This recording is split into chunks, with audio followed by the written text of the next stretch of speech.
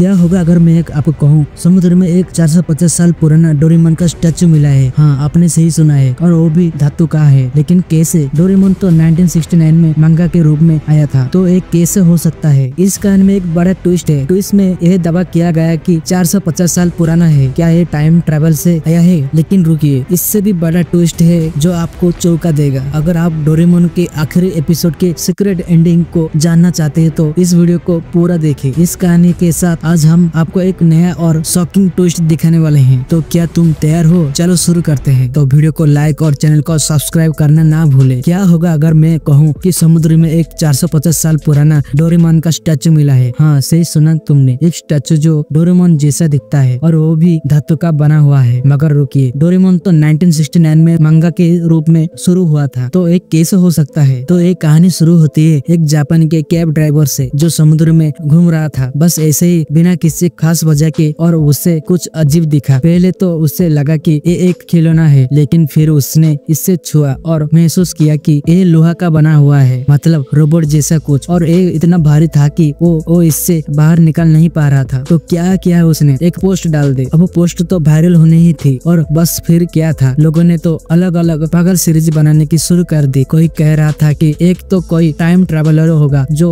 Doraemon को भूल से छोड़कर चला गया था, और फिर क्या हुआ, इस पर टेस्ट हुआ और दावा किया गया कि ये 450 साल पुराना है। अब डोरेमोन की फ्यूचर टेक्निक को देखो, अगर ये सच है तो क्या इसे भविष्य से लाया गया था? लेकिन फिर एक बड़ा ट्विस्ट आया, सभी टेस्ट झूठे निकले। वो 450 साल पुराना नहीं था, वो फेक था। असल में ये सिर्फ 4 से 5 साल पुराना था, और ये किसी समुद्र पार के लिए बनाया गया था, ना कि कोई टाइम ट्रेवलिंग रोबोट एडवेंचर। हमें तो धोखा हो गया है। लेकिन अब सवाल ये था कि वो बीच समुद्र में कैसे पहुंची? ये भी एक बड़ा रहस्य बना रहा। शायद किसी ने जानबूझकर इसे समुद्र में छोड़ दिया है। अब मैं जानता हूँ कि तुम सभी बहुत ही उदास हो, क्योंकि डोरेमोन असल में टाइम ट्रेवलिंग रोबोट नहीं था। लेकिन रुकिए, इस कहानी में एक और गजब ट्विस्ट है। तुमने कभी सुना है डोरेमोन के उस अद्भुत आखिरी एपिसोड के बारे में जो कभी टीवी पर नहीं दिखाया गया है? हाँ, वो वाला जो हमने कभी नहीं देखा। तो सुनो, डोरेमोन का एक सीक्रेट आखिरी एपिसोड है। तुम जानते हो ना, नोबिता जब भी जियान और सुनियो से मार खाकर आता है